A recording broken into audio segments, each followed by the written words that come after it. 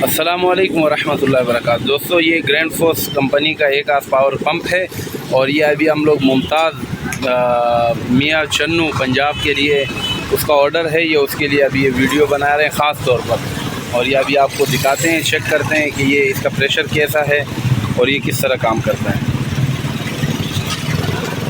Grand force है, एक आस power, और इसका प्रेशर देखो माशाल्लाह।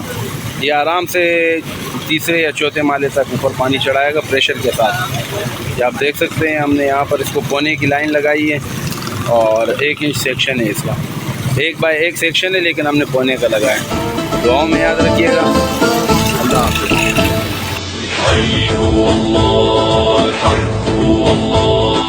يا أمتنا شد الحيل ويلا نسرج ظهر الخيل وهيك.